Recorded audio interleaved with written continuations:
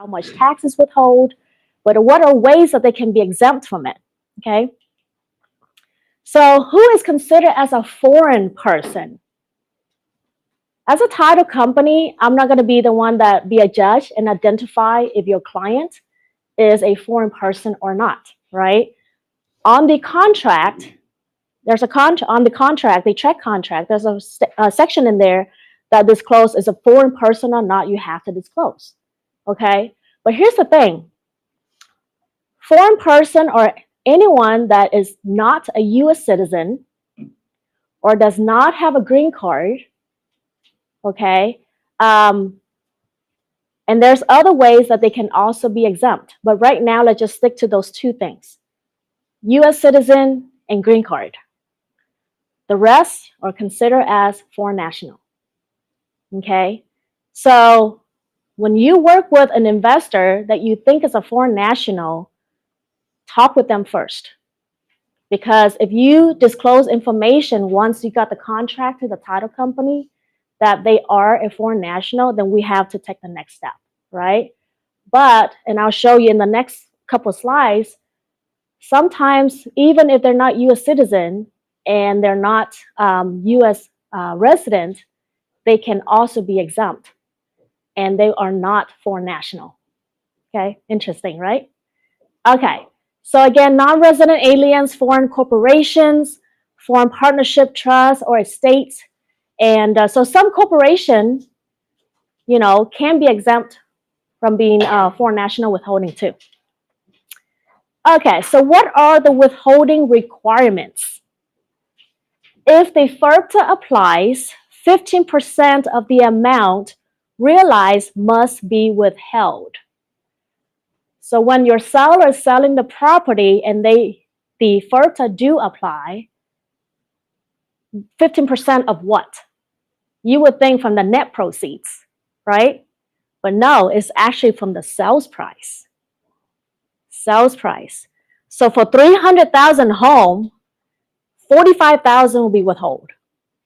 That's a lot of money. That's a lot of money. Okay. So who is holding the money?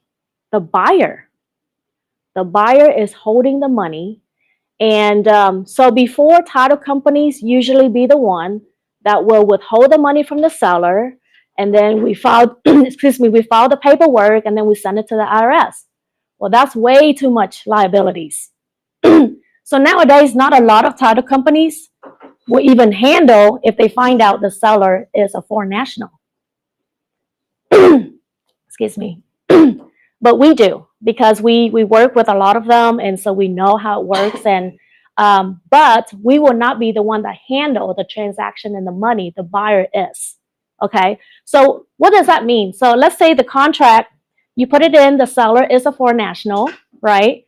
The minute we find out the seller is a foreign national, we have to disclose it to the buyer side. Why? Because after the seller sold the property, the buyer is a new owner. Uncle Sam's going to go after the buyer. So now it is the buyer's responsibility to make sure that he or she understand how this works and if they want to take on that liability. Through my experience, sometimes when buyer hears that the seller is foreign national, they would terminate the contract because it's too much work, right? It's too much work. But again, as an agent, you do not give legal advice or any CPA advice. This is educational purposes. So you can at least tell them, hey, check with your CPA or check with this or find out about different resources, right? So what are some of the exceptions? So under $1 million, the buyer needs to withhold 15%. Over $1 million, they can withhold 10%. Okay, how does that work? Let's say the buyer decides to withhold money. The buyer will let us know that I want to withhold 15%. Anything under $1 million, they can withhold between 10 to 15. Okay, so it's up to them. But most of the time, they would choose a higher amount just to be safe. So let's say 15% of $300,000, that's $45,000. We as a title company will create a line either on a closing disclosure or a closing statement that say tax withholding and then we make it payable to the IRS, $45,000. Okay, let's say the closing takes place today. Everybody funded, got the key, got the money, you guys got the commission, right? You have to give us 1 day because we have to run to the bank, get a cashier check payable to IRS, then give it to the buyer, and then the buyer and or his or her CPA has to figure out what forms to send to the IRS, and they have 20 days. 20 days from the time of funding, not when they get the check from us. So when they get the check from us, they have what? 19 days to get everything done. Okay, so that's if withholding. So, but what are some of the exceptions? Okay, what are some of the exceptions? The first one is if the sales price is $300,000 or less, the buyer will occupy the property as their primary home, or themselves or their family occupy 50% of the time within 2 to 5 years. The seller will be exempt. So just remember this, 300,000 or less, owner occupy for buyer, seller will be exempt. Nowadays, can we find something under 300? It's kind of hard, right? So, but that's one of the ways. One of the ways. The second is, which takes the longest, is they have to submit a letter to the IRS and apply for the exemption. But this takes about 90 days. Is a seller going to wait around for 90 days? Probably not, right? And then the next one is the individual seller furnishes the buyer with a non-foreign. This is something that we will provide. So once we find that the seller is a foreign or not foreign, we always send them a documentation and they need to fill it out and consider themselves what it is, what does apply. Again, as a title company or third party, we are not a judge, right? We're not a judge that judging and say, okay, well, you are a foreign or you're not a foreign. The seller has to disclose it to us. And you don't want to be involved either, because later on, Uncle Sam can go after you and say, well, Judy told me this, right? Okay. But the last one I added in there is called the SPT. SPT stands for Substantial Presence Test. Okay. What does that mean? There's a lot more details. I'm not going to dig through into it. More likely you need to talk to a CPA. But what that means is a foreign national has to reside a certain amount of days in the U.S. every single year or during the period of time. Then they qualify for it. So who would let us know if the seller is going to be SPT exemption or not? CPA. Okay. So let's say I came from Vietnam. I'm an investor from Vietnam. I came here in the U.S. and, I may be back and forth here 6 months here and there, right? I do business here in the U.S. I pay taxes every year to Uncle Sam. I do my CPA. I work with a CPA, right? So I file taxes. The CPA can confirm and send a letter saying that Cindy Vo has passed the substantial presence test. So, what should you know as an agent and you represent the seller? If you know that your seller is an investor who has been traveling back and forth between the U.S. and their country, right? First thing you ask is, have you worked with a CPA? They say, yes. I've been doing business here and stay here sometimes for the last 10 years. Then say, ask your CPA if you're a foreign national or not, right? Because the CPA would know. And then if the CPA tell them you're not a foreign national, great news, move on. Then when you work on the contract, do not put that section in because they're not foreign national. Everything else, make sure the seller understands. So when the seller receives something from the title company verifying their status, then they need to say that I am not a foreign national. Okay? Because one time I walk into the closing and I wasn't aware of this until I get to the closing table. We were doing all this tax withholding, right? And we were about to send taxes out after the closing. And then I spoke with the clients, they're Korean. And that's when I found out that they have been living in the US for 20 years. And the home that they're selling is actually their primary home. So they actually passed the SPT test. Okay, so then I asked the agent, do they have a CPA? I'm sure you live here for 20 years and you own properties here and you gotta have to pay taxes. You can't get away with Uncle Sam for that long, right? So then she said yes, they've been filing taxes and pay for taxes every year. And I say, well, you know what? Make a quick phone call to the CPA. So then I got on the phone with the CPA and the CPA said, oh yeah, they passed a SPT test. They've been here, they've been paying taxes. And so I was like, okay, hold on 1 second.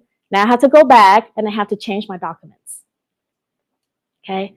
But again, all of these are not only how the law applies, but you as an agent or incoming agents, there are things that you need to know to avoid issues or any delays in the closing process. Because what happened when a closing got delayed, right? The clients could be ending up losing money and then you losing your commission that you worked so hard for, right? So, and then the main thing is your reputation. They'd be like, how long you been doing this? And you don't know any of this stuff. So 2 ways. Best thing is option 1, 300,000 or less, and buyer, owner, occupy.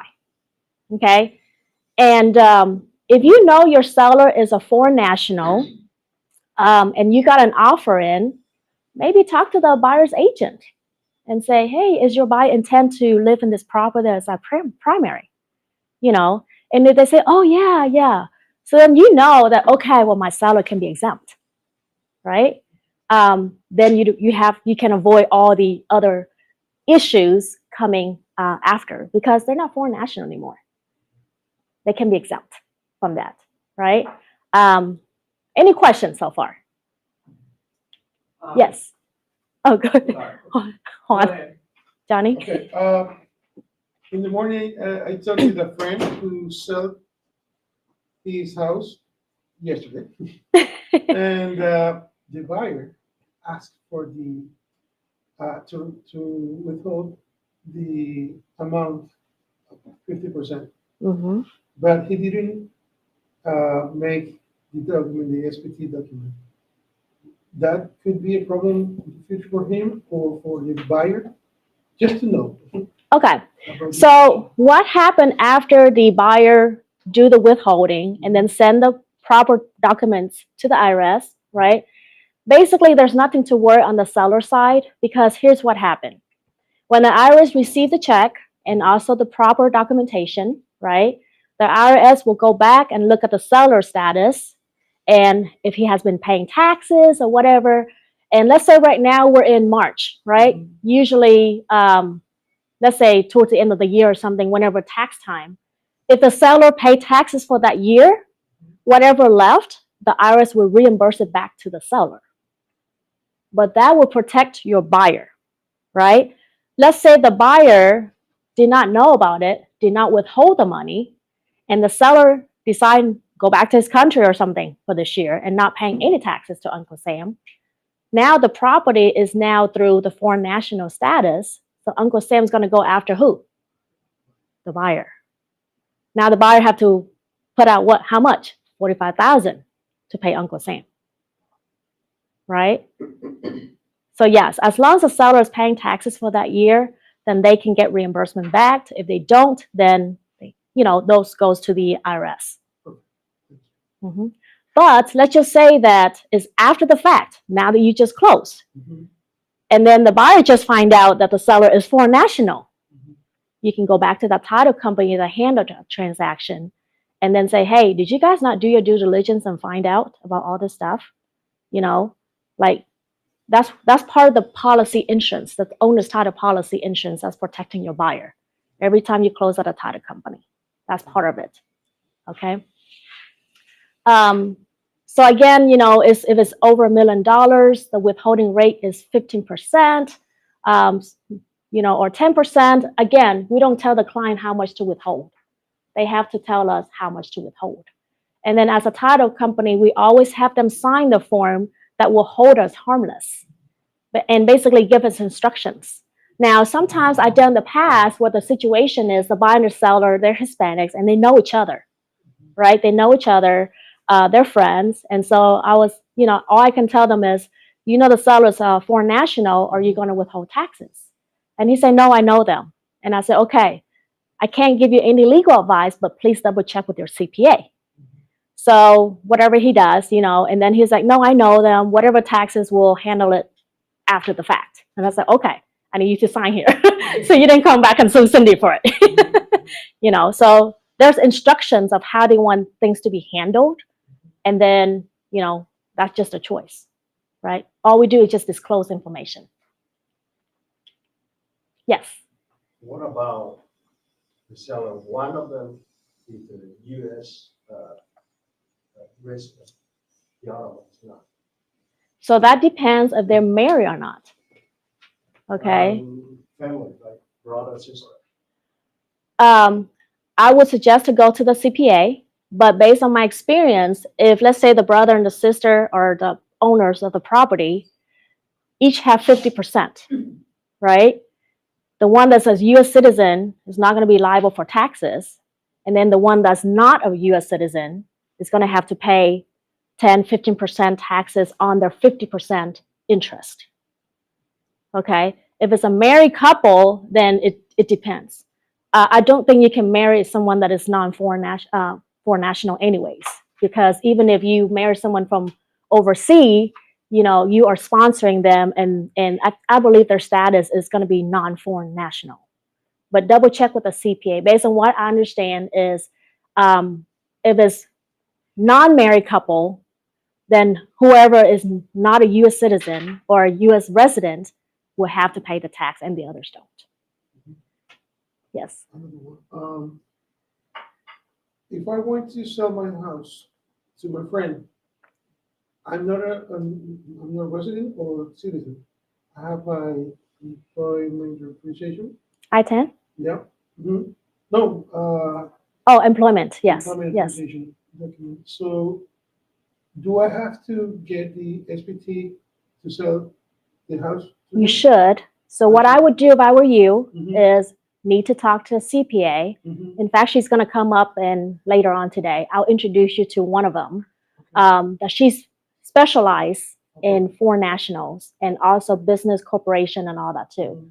So talk to her, and then she will give you advice of whether you pass the SPT or not. Let's say once she say that, Johnny, you pass the SPT, moving forward, you are not a foreign national anymore. Unless for that year you don't pay certain taxes, but she will give you the advice. Okay? Yes. Anything else? Oops, hold on. Okay, yeah, so that's section 20 on the contract, federal tax requirements. If the seller is a foreign national, you need to make sure this is disclosed, to the buyers. Contract to issue between the buyer and the seller, parties should be directed to consult a CPA or tax attorney. Okay, don't give them advice. Okay, any questions? Okay, so like I said before, before all the lenders coming out with the foreign national loan programs, you work with investors, they buy everything here as cash, right? So another thing I want you to know is, how do we accept funds for foreign national investment closing? So way back then, we will accept funds international. So your client can send money from their country to us, and then we close, right? One of my bad experience is one time the closing got delayed for 4 months because from Vietnam, it depends on how they feel that day. Okay, that's how I learned. Because I did a closing for one of my Vietnamese investors, and it was a $250,000 closing, and the wire was sent like this. We got it within 3 days. Boom, happy, close, right? And then afterwards, on that particular client, and again, I've never been back to Vietnam for 33 years, so I don't know, But based on my experience is they put a limit on certain person or people of how much money you can send out a day, a week, a month. So then with the second closing, they can only send out, like, I believe 5,000 every week or something like that. So it took 4 months for them to send all 300,000 to us. And of course, we couldn't close that deal because the seller couldn't wait for 3-4 months. So the buyer ended up losing money, a home, all that stuff, and the seller moved on. So that's why moving forward, we do not accept international wires anymore. How does that work? Let's say if you're representing an investor from overseas, you would ask them politely that, may I ask you where your funds are right now, right? Is it in your country or is it in the US? And most of the time, of course, that we say, well, it's in China and Vietnam or wherever, right? Then you would tell them, I would suggest for you to open an account in the US. Now, they cannot open an account in the US, so for a cash transaction, title company don't care where that money comes from, as long as good funds, which means that we need to get either in cashier's check form or as a wire, right? So let's say I live in the US and my mom is from Vietnam and she's buying a house, right? Either she needs to wire the money into my account here first, and then I use that funds to go to the closing, right? Or if I have money, I don't have that money, but if I have that kind of money, I can go ahead and purchase a cashier check or send a wire and then send it to the title company. And then title and everything will still be in her name. That's the best way. So what I've seen in the past is a lot of investors would fly over here, and depends on their documentation, because sometimes they do business here, but they don't live here. They travel back and forth, right? They still have the ability to open the bank account. Remember one thing, let's say that, overseas, they may have Chase or Bank of America, all the big banks like we have here. It's not the same.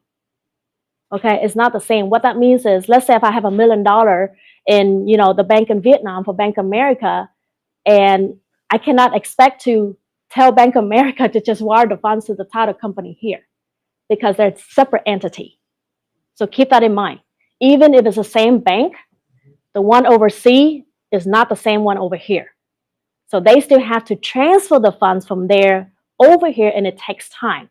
It's not like you go to the bank and you just do the debit, credit, whatever. Okay, not like that. So remember that too.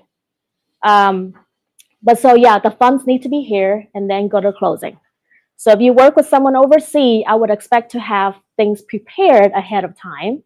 The minute they decide that, hey, I want to buy an investment property, then find out where the funds are, what the plans are with the funds, and then talk to the CPA, because a lot of times they could be buying the property here for their international children, like students, right? That too. So who's going to be on title, all that good stuff. That way it helps you prepare to avoid issues. Okay, so that's how the funds need to be. No more international wires unless you have time. Okay, so like I'm working on this commercial deal right now, and yesterday I just realized I received like 10 international wires. Okay, but again, that's not closing until like 2 months from now. So they start doing that. That's okay. Not that we don't accept it, but we don't suggest to, get it done too close to the closing time. Okay. And speaking of, the CPA who's familiar with foreign national, she just stepped in. So this is Tiffany, and she specializes in foreign national. I spoke with her before doing the class for you guys today, just to make sure I understand everything. So I'm sure she'll give you her contact information, and she can make an introduction after Judy Wang. But please get with her, Johnny. I will connect you with her, and then she will give you advice of how things to get done in order for you to be, exempt from the tax withholding if you sell your property. Okay. No issues when you buy. It's only when you sell. You can buy as many you want, but it's when you sell, that's when you have to pay Uncle Sam. Okay. Any questions before I bring up the next presenter? Oh, yeah. Anyone's got? Oh, here.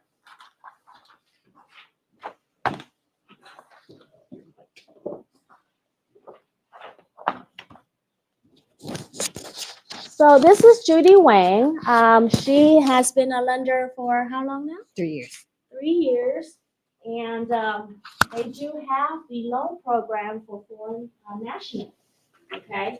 So once you You should understand how come it up. works, if you have investors that say, hey, I'm just going to buy this property for cash, tell them this before you do. Well, that's great because we all love cash, but let's try to leverage it. Why don't I introduce you to a lender that can possibly do a loan for you? So instead of putting all cash in for one investment property, now you can invest 3 to 4, right? So what that means for you, ching, ching, ching, more commission. Okay, help me welcome Miss Judy Wang. Hello, everyone. So I'm with Quality First Mortgage, and we do all different type of mortgage loan for residential and some commercial. And today we want to talk about the like Cindy said, because I didn't turn it on, foreign national financing and how it works. You know, there's different guidelines, but especially we're talking about down payments. So I don't know if you guys know that we can actually finance people who have work full-time outside of the country. Say that if they have business or they have full-time job outside of the country, that we can still verify those income. And if we can verify those income, then they can the minimum down payment can be 25% up to $1 million. And if I have up to 1.5 million is 30% down, and then up to 2 million is 35% down. And again, if we can verify the 2 years employment, or if they have business, we can do P&L or CPA or some kind of licensed accountant letter. If we can have that, then we can verify the income, and we consider them as self-employed or full-time employees. And the DTI, because when we verify income, we have to use the debt to income ratio, which is up to 43%. But most foreign national, if they don't want us to check income or they don't have income to verify, they have money, and which is fine, that the down payment would just be 5% more. So basically 30% down up to 1 million, 35% down up to 1.5, and 40% up to 2 million. So there's flexibility there. So it depends on, you do want to talk to your client. Hey, do you have employment or self business that we can verify or not? And depends on, you tell them, hey, it's 20. I know financing that you can just buy a house with 25 with 30%. And so for both verify income or no income verification, what we need 1007. Do you guys know what 1007 is? 1007 is, we do appraisal, right? Every house that we have to do appraisal, but 1007 is appraisal for rental. So it's when we do DSCR or like foreign national, that's what we call 1007. So when we do that 1007, that value of the rental can be added to the income if we're doing the income verification. So that helps with the qualification on the DTI. Or if they're short-term rental, and then we have to do 75% of that income, because short-term rental has a cleaning fee and things like that. So that helps with that. So and that give you those are the questions that you can help the client, because when they always have questions, and then when if they're doing short-term rental or rental, then that helps you qualify them a little bit. And also we can do cash out too. If they bought a house cash or they have a significant amount of equity, that we can do cash out up to 65% LTV, which is, basically they need to leave 35% of the value in the home. And we can actually do 1 to 8 units, not just 1 to 4. We can do 1 to 8 units. So you have multi-family and things like that, basically, but up to $2 million. And condos, pod, single family, rural area, and manufactured home. Mixed use. Mixed use means you have residential, at least 51%. That's residential, means commercial use like less than 50%. Say if you have like in a residential area, you have like a small retail shop or small, say part of it is like a insurance company or something that you can do this type of foreign national loan as well. And so earlier Cindy talked about banks, that for as a lender, we don't require that you have a US bank account before closing, but it's like, but according to her, for her requirements that she wants the like a funds in the US bank, but we need to have a US bank or a bank that has a US branch so that we can do an auto payment. And so that's the requirement. And also you have one bank reference letter, at least 2 years history. It can be any bank in any country. So that's not, I mean, most people, if they have that kind of money, I hope they don't just tuck in the mattress, that they should have a bank account. So I don't think that one is hard. And also 2 months overseas bank account statement, and we need to source the deposit. Basically, still need to, just like the US, you know, your conventional FHA, you just need to know where the money comes from. And so next one is we need to 12 months reserve. PITA is principal, interest, property tax, insurance, and HOA. We need to have the 12 months reserve in a liquid amount account, like checking or asset, checking or savings, not in stocks, not in retirement fund, not a retirement fund, okay, but not in like house or some business or basic liquid asset. And get this, that we can also accept gift funds if they have 20% of their own money, and then the other, they have 5 to 10% based on their verified income or not verified income, they can actually get a gift from relatives. So that's also a good thing. So if they don't have all the money on their own, and also can close in LLC, but all members have 25% or more of the ownership will have to sign a closing, but it can be online closing because the person can be anywhere in the country. And so we can also do first-time home buyer. What we call first-time home buyer is that if you don't have any type of property in any country, and then we can do, we have to ask for exception. But if you have houses or any type of property outside of the country, we can consider that as an investor, and then so that'll be okay too. And if the person has a FICO, because there are sometimes you hear on some kind of status, just not permanent residence and not U.S. citizen, but you still have a FICO, that we can still do that as a foreign national. And the interest rate starts at 7, but average is about 8.5. So that's to give you an idea.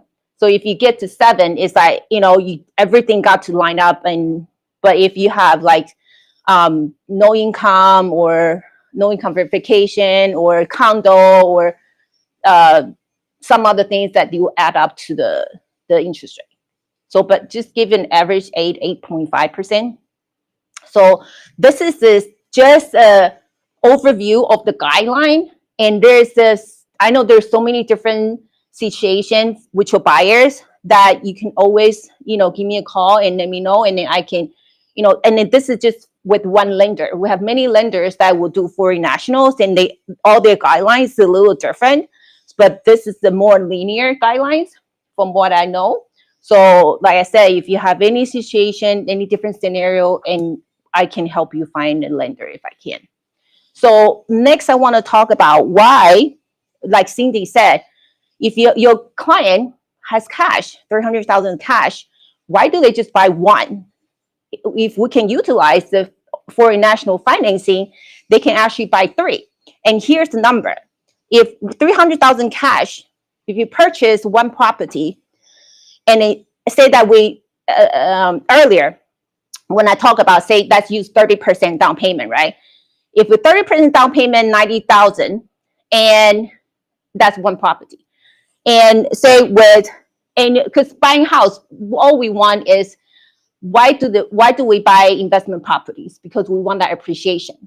So say 5% annual appreciation, growth appreciation. After 10 years time, the house will grow to 488,000, and that's one house. But if you use that financing, you can buy 3 houses with 30% down on each. Your house will grow, 3 houses will grow to 1.4 million. That's with 5% annual growth. But in North Texas, it's 8% annual growth average in the past 10 years, in which I'll show you. And 8% annual growth appreciation, after 10 years, one house will grow to 649,000 with the $300,000 when you purchased originally. And with 3 houses will be 1.9 million. That's the value. And your market rent is 2,300, and then you have the mortgage principal and all the tax insurance to cover that. So basically, the tenant is paying for your mortgage. But after 10 years, you say, well, I have principal balance, which one house approximately about principal balance left about 181,000. So 3 houses, you have like 543,000 balance. So, but your appreciation, say you have 8% annual appreciation, your house, 3 houses grow to 1.9, and minus your balance 543, your potential return in 10 years is $1 to $1.4 million. Instead of one house, your annual appreciation is 488 minus your balance 180, you're at 300,000. So utilize the same amount of cash, utilize the financing option that you can get to the return in 10 years, you can get to 1 to 1.4. So this is the power of compounding on the appreciation and utilize of the financing. And this is based on the 8% interest rate. So, and this is from Netris, the real, if you realtors that you have this in your Netris trained, you can plug it to scene. And I plugged in as entire MLS and the comparison between entire MLS and Collin County, and in 10 years time, 2014 January, between January and now February 2024, the growth rate is 8%, 8.3, 8.5. So that is why that I was using 8%. So this is something that you can plug in your area, zip code or a specific address for your client, show them, hey, this is the average of the growth, and why not take advantage of the financing, and so that you can grow your money 3 times higher. So that's my presentation for now. So yes. What about the term of the loan? It's 30 years. 30 years. Yes. The penalty will be up early. Yeah, there will be penalty. Either you can cut 3 years, 5 years, or you can do 0 years penalty. You can do, so we can do that too. But of course, it's a little higher interest rate. Mm-hmm. Yes. What about the interest rate? It depends on the interest rate of the market, or The market and the type of house, and like I just mentioned, also the prepayment penalty. There's a 0 year, 1 year, 3 years, 5 years. Depends on what your client wants to, how long they think that they want to keep that interest rate, or how long they want to keep the house. So it depends. Mm-hmm. Any other questions? No? Yes. Thank you. Tiffany, you want to come up and introduce yourself real quick so they know where to find you? I can get that later. And not me. Morning, everybody. All right, so I'm glad this is a great topic to have, because the past 3 months I have a lot. I mean, for real estate, definitely you have a lot of foreign investors bringing money and you want to help them out, choose the right and the best investment, right? So regarding international tax,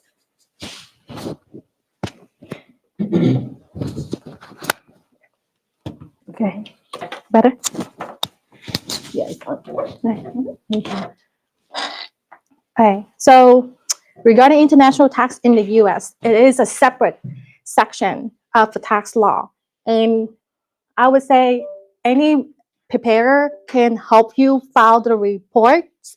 However, you need to work with the right CPA that have an experience working with foreign investors. The reason is having a foreign investors, the US tax law is not the only thing you're subject to. You're also subject to the FinCEN, with the Financial Crime Network. It is a government officials that govern, money laundering, financial crimes. So there's a lot of reportings, not only for tax purposes, but also for reporting purposes to the Treasury Department and the FinCEN. For example, if any of your client have a foreign bank account, there's a form it's called FBAR that you have to report how much they have in that bank account in the foreign country. Regardless they own it or not, as long as they have a signature authority, they can sign to disburse check or money from that bank account. They have the requirement to report this account with the Treasury Department, not the IRS.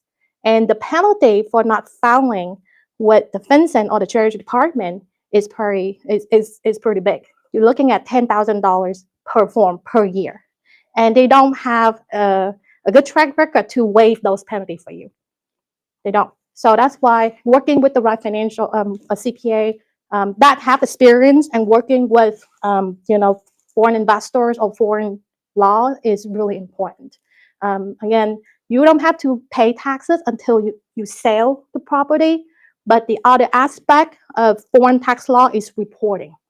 And there's pretty hefty penalty for not reporting the right forms. So I'm here, and my CPA practice, we have 3 partners, and we all. Yeah. So we all have, experience working in M&A with a multinational firm.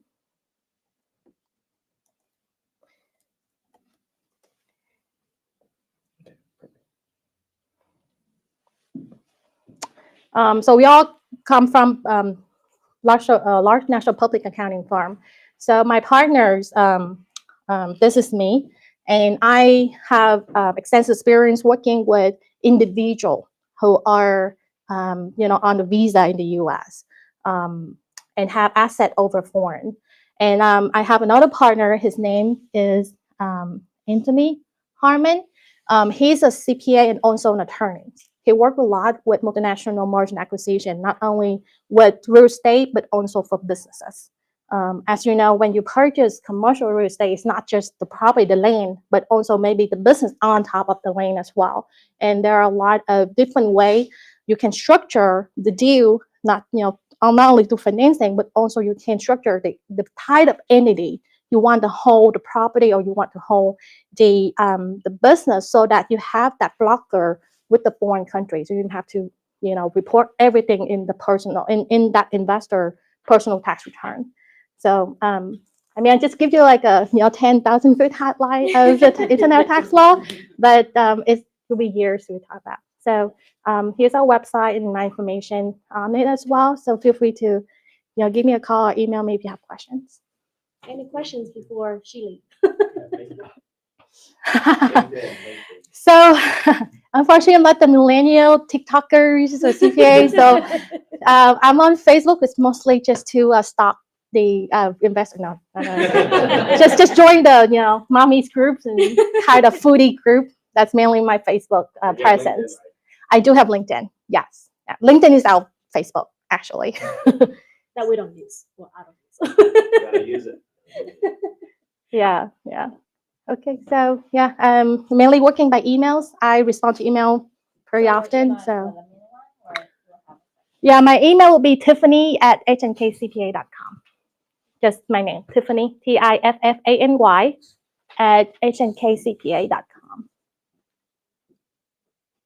And because you joined the section, so I'm gonna just give you my cell phone. I don't give away my cell phone easily, right?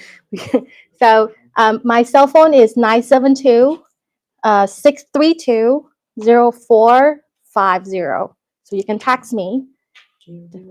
Yeah, 972-632-0450. All right, cool. Thank you. All right. Well, thank you, everyone. So we do have, every month we conduct 2 classes. Most of the time, the first Thursday is a commercial, and then the third is residential. This month it was different because of all the spring break. And then so the first commercial, next commercial workshop is actually next Thursday, starting at 10 a.m. Please register. He's going to pull up the agenda. I mean, not the agenda, but the calendar. And the topic for next Thursday is on multifamily. I'm pretty sure most of you guys know multifamily is what apartments, right? But we're actually going to bring a developer in who will share with you what we call it a restricted multifamily. So senior living, assisted living, and memory care. Okay. Right. So every time that we have the class in here, lunch, and then we will take everyone on a site tour. It's a brand new senior living down the street, 7 minutes away, brand new. They were built during the pandemic. So if you want to come, please register because there's only limits. Treat this like a field trip. We can only take so many students, and we do not want to disturb all the elderly people at the senior living. Okay, so if you're interested, please sign up. It will be here at 10 a.m. next Thursday. Check in at 9:30. We'll share over all the information from the lending from the lending perspective, closing, title, contract, and then the developer will comes in and share with you guys, if you represent buyer or seller, what are the things that you need to know when it comes to senior living. And then special loan shops, because you'll be dealing with a HUD, right, with government loan programs. And then we will share with you the project, how it was built from ground up, and then we'll have lunch, and then we go to the senior living. Okay, I went there and took a tour, and I just can't wait to become 62. Okay, well, thank you, everyone. Some of you are here because you want to learn more about, what Daniel and We Partners does. If you want to stay back, he can share about what he does and his amazing group with the culture. So there you go. All right. Well, thank you, Cindy and Judy and Tiffany. The main thing about these classes that we're doing is, one of the things as being a broker for, over 20 something years is, I was doing these trips just for education. Cindy combined it like, hey, why don't we do a hybrid where actually we have a sit down class and then we go to do the tour instead of having 2 separate events. And it's great because time, right? So appreciate you bringing these together. So Judy has a whole year filled out for these classes. So make sure you connect with Cindy and to do that. What is We Partners Network? We're part of our EXP platform. When we came in this platform 3 years ago, I realized that what agents were needing is actually a community, right? Because one thing we learned about the platform is actually we're owners of this company now. I'm no longer just the broker and I have agents. Everyone is basically on the same playing field. We're all owners of this company together. And when I saw that, I said, well, we're creating a real estate club because we can do different things. It's beyond brokerage, right? I had a franchise before as well, so I understand that buying a franchise that helped enhance with tools, but it didn't do anything with my agents where they didn't own the company with me, right? So this allowed everyone to have ownership, and by having this community created, it's up to us to create what we want to do. So we have a vision of just bringing good entrepreneurs together, finding people like Cindy, Judy, and everyone else coming together. Where if you're new in the business, you're a partner. You're not. Yes, you're new. You're still learning, but it doesn't mean you have a skill set. You can bring something to the table. So the goal of everyone is just bringing to the table. We get to share. We get to leverage. We get to learn from each other, and we get to build a legacy together. So if you want to learn more, I can go over more stuff. And kind of share who's not in the XP, then I can kind of get into. Okay, One okay. question? Who's not in EXP? It's a brokerage. It's a platform. Okay. So, a lot of people look at, well, I'm looking for a broker. If you're, I know there's some new students, you're looking for a broker. And, one of the things that the trend is, you're always just the agent. You're renting your license with a brokerage, but you don't own it. Where this platform, Glenn Sanford found a solution where everyone's an owner together. And because of that, that allows us to grow. I'm no longer just in Texas. My license is just in Texas, but I have teams in Florida, New York, Chicago, LA, San Francisco, and everyone has the same opportunity. So one of the things what we did is, yes, it's a cloud-based brokerage, but they were able to eliminate cost. So how do you eliminate cost? Well, by going to the cloud. Well, what does that look like? They created a software basically to eliminate the brick and mortar, just kind of like Blockbuster and Netflix, Uber, taxi cabs, Airbnb. We are basically a tech platform. One second. And you all like playing games, right? Yes. This is a game. Give it a second. Technology. Server could be done. So if you're hungry, stay back and we'll go lunch. Try Safari. Where are we going? That's important. Where are we going? Bang. Where are we going? Well, if you got me a grill, I'll get grilled steaks in the back. Let's see. There we go.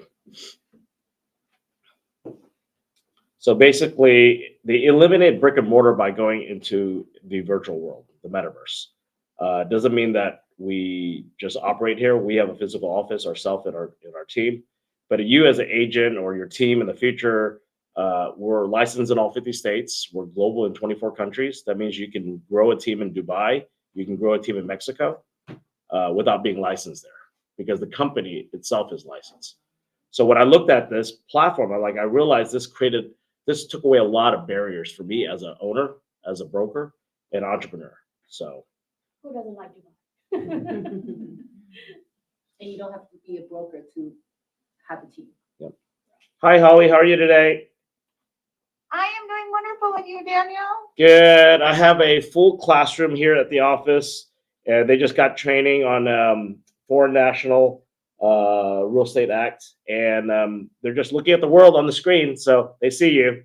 Wonderful. Well, welcome.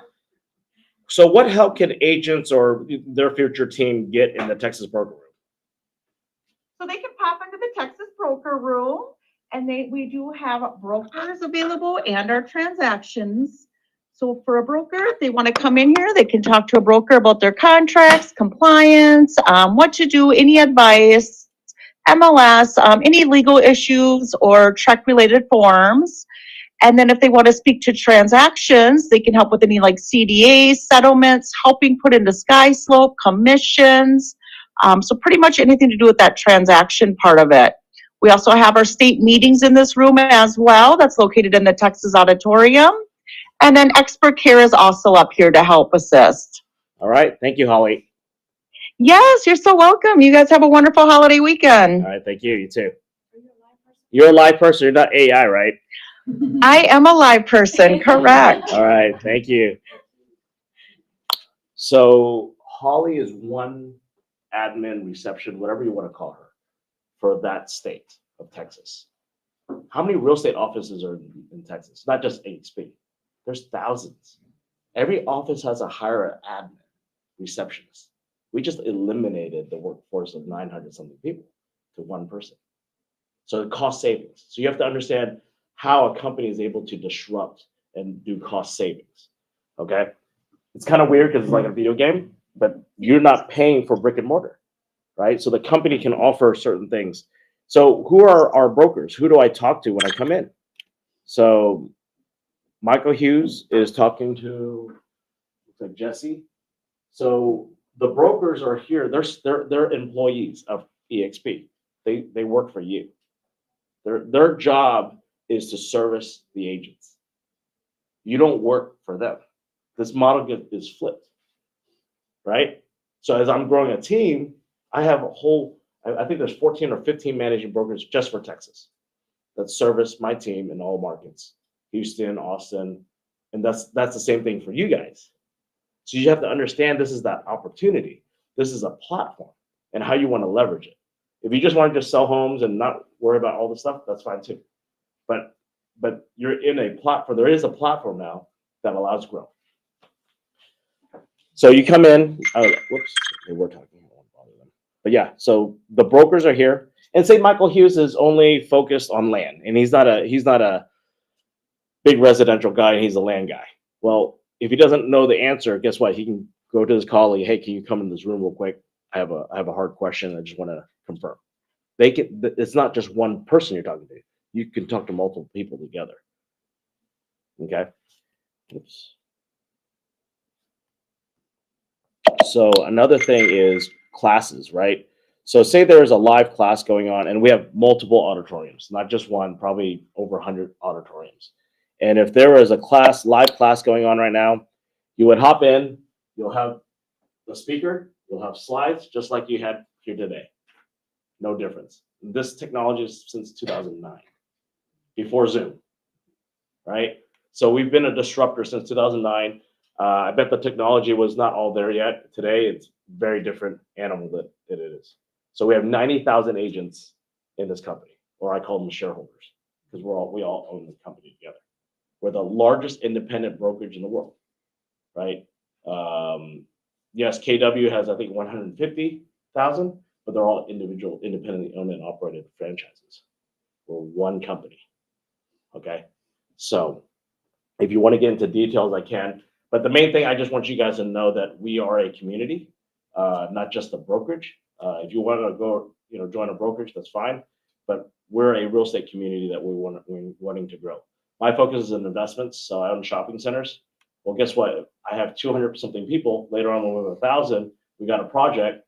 I can go to the 1,000 in our community and say, hey, let's raise capital, $10,000, $50,000. Let's go buy this property together. Because my goal is to make sure you guys have ownership, right? Not just the brokerage ownership, but also real estate ownership, because that's how you're going to build wealth. If you're just doing sales, guess what? You're chasing after every deal. And the day you stop doing production, you have no more income, right? So get into the real estate investing side earlier. Second is when you're building a team, guess what? There is a revenue share component.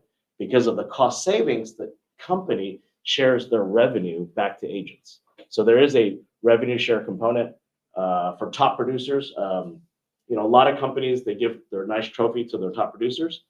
Well, this company actually gives you a trophy and they give you more equity into the company. We're publicly traded on NASDAQ, right? We're not a small company. We're, I think, S&P 600. We just hit that mark this year. You can look over, you're the CPA, so you can check our financials. We're the only real estate company that's debt-free. We're the only real estate company that's debt-free. Because we have no brick and mortar, we have no real estate. The headquarters is here. All the 2,000 employees work in this little virtual world. So, any questions? Let me know. Whoever invited you, just set up another meeting with me. We'd love to go over more details because there's a lot of information. I mean, I couldn't do it when I first understood this platform. I didn't understand it right away. But the way I'm explaining it, the way I'm seeing it, I have a plan, and I just want to share that plan with you guys if it fits your plan and your goals.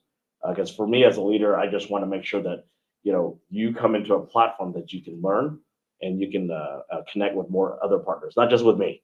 If it's all about me and just connecting with me, then it's not going to duplicate. You're not going to grow. So I want you to connect with all the other partners because we all have talent. So content creation, video. I have people that are photographers that are helping their team with more content creation. I got a podcast studio down the street in one of my shopping centers, and Cindy's great. And then her husband's in our platform. Judy is a mortgage, but she's also in our platform because she's also has a real estate license. So there's a lot of talent that's here that's very different from any other brokerage, because most brokers, when they buy a franchise, their goal is for you to sell because that's how they make their money. They cover the expenses. For me, it's more about the people.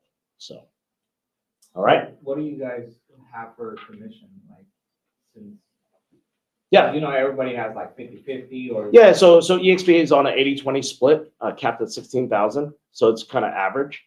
But that 16,000, you can get it back in a couple of ways. Either a top producer, you get that $16,000 in company stock, or you start building up a team nationwide or globally where you actually have revenue that covers that 16,000.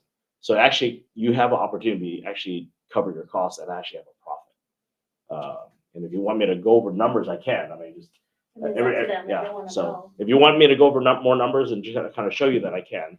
How do we set up a meeting with you if we wanted more information? I'll introduce. Yeah, just whoever invited you, please, they'll put us in a group chat and then we'll set up Okay. all the materials, videos. It's actually a closer for a lender. Okay, yeah. So, you know, I'll do it really quick since I'm up here. Yeah, so we have some people here that wants to do wholesale, land development, you know, retail, hotel, all that stuff.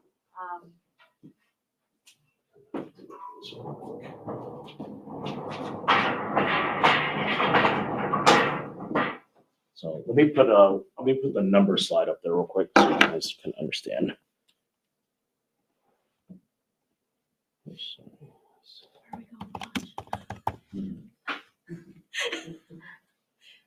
Do I need to call them in first? No, it'll be fine. We can find some place. We just have lunch in the patio. Some margarita. So all the slides I can give it to you, but I'm just gonna go through it really quick. And let's just go over the numbers. So we're on an 80-20 split, capped at 16,000. What does that look like? So you got 80,000.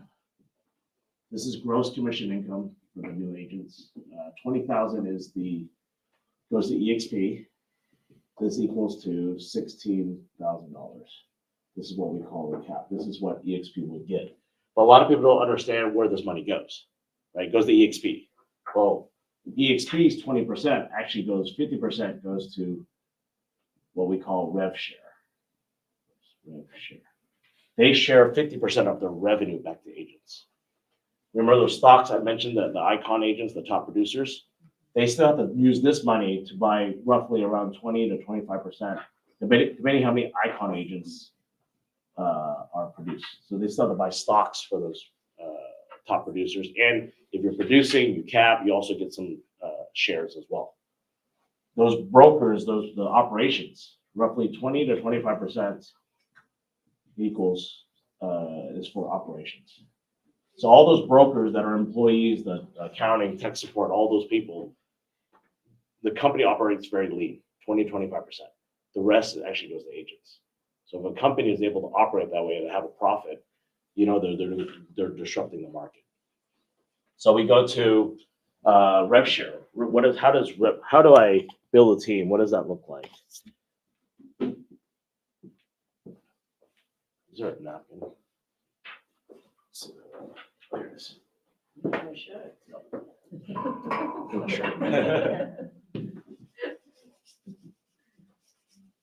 So just quickly, you're here.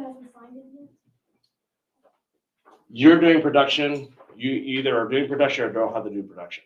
You're just in the company, $85 a month. That's the monthly cost to be in the company.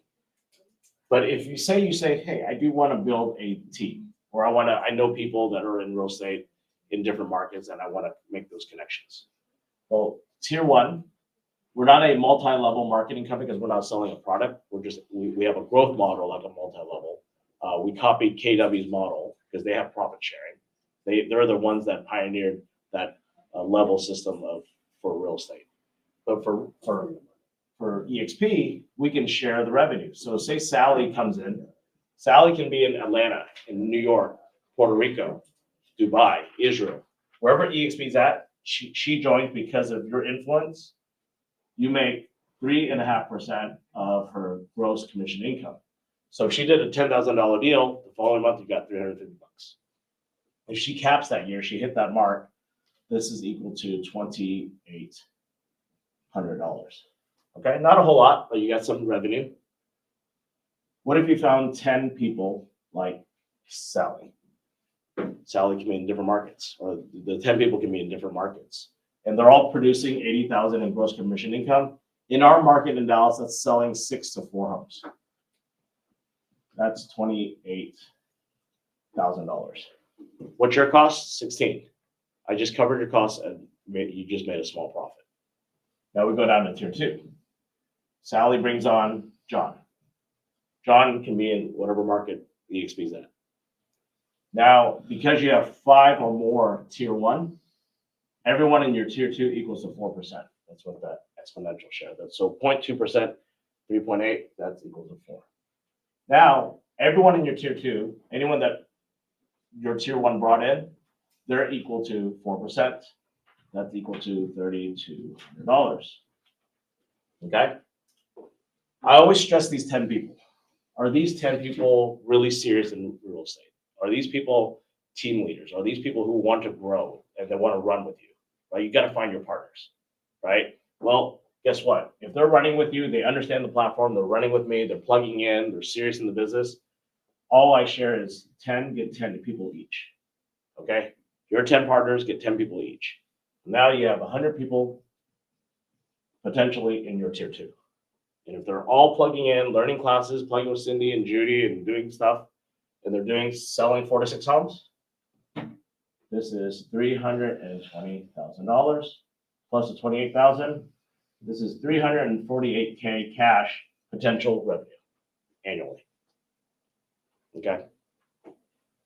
This is a goal, and that's only tier 1 and 2. We go down 7 levels.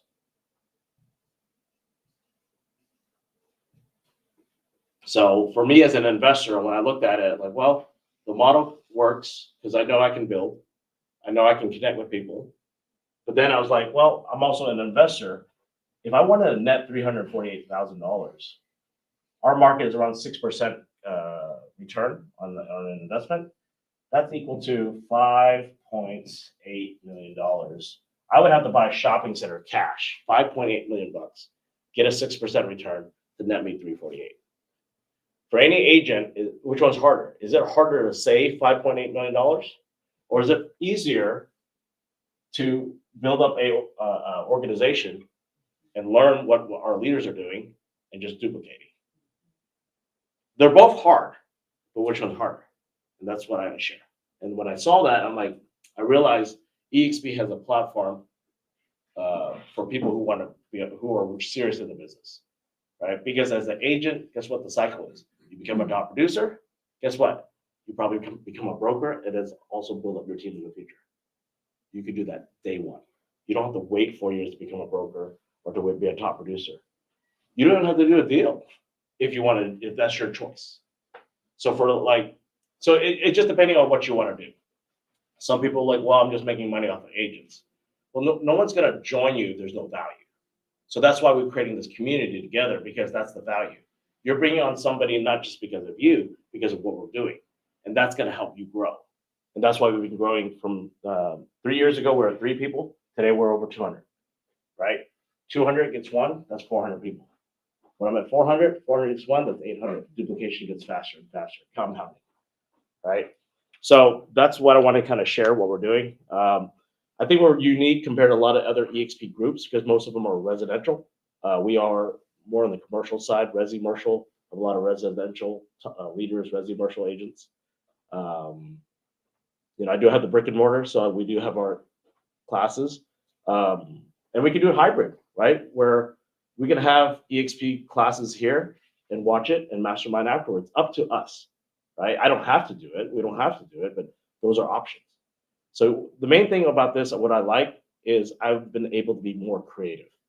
As a broker, it was kind of stale. Agents were in and out. They're like, oh, me. And I'm like, this is not about just you. It's about all of us. But agents, sometimes they think that way.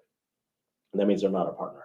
So I truly believe that this is how we're going to grow, because everyone needs to they need to know that you're a partner in this. So if you're interested and you want to, sit down more and just kind of learn more, and, I know it's hard as a new agent because there's so much stuff going on. There's a lot of expenses.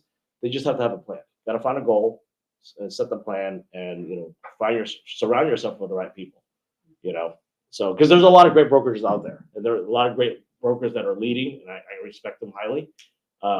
Their growth is not there. A lot of leaders, they're in a franchise, so I see that they're kind of stuck, because I was there as well. So this is a way for freedom. One more thing I forgot. So for me, it's not about the income. For me, it's about the people. I'm building a legacy for my children, because what happens to, I'm here also. When God takes me home one day, and we all have a timeline, what happens to my position? This position is willable to my children. As long as they get their real estate license, they will inherit my spot in EXP and also have the income. But more importantly, they're going to have the people, the leaders, all the entrepreneurs. And that's what I'm giving to my children. They're going to get all the assets. I think I'm live recording. Not telling them that now, but that's the thing, is they can gamble it away, they can throw it away, that whatever they're going to do with it, they can sell everything, but it's the people. That's more about, for me, that's more valuable than the real estate assets that we have. So, okay. Oh, health insurance. Yeah, so I moved our health insurance. My brother and I moved our health insurance to EXP. We're saving close to about 21,000 in premiums annually. So it's all right. But yeah, so I mean that's pretty much it. And like I said, sit down with us, go over details, and then my goal is to share the opportunity. I'm not trying to recruit you. If I was wanting to recruit, then I'll just be a recruiter, right? My goal is to find good partners that come together. We all have a skill set, and if this is the community you want to be in, please sit down and just go over more detail, because I want you to ask questions. Because you're just like, I just want to join, and you don't have a goal, and we don't know what your timeline is, what you're trying to do, then it's not a partnership. So I need to know what you're doing, because I share what I'm doing. I need to know what you're doing. So, all right. On your goals and then what you want to do, right? Some of you wants to do commercial, but there's so many different types of commercial, right? He's been in commercial for over 20 years. I have been handling commercial for over 20 years in the title industry as well. So, and we just not specialize in one type of commercial. It's very broad, right? But, wholesaling, for example, so there's a lot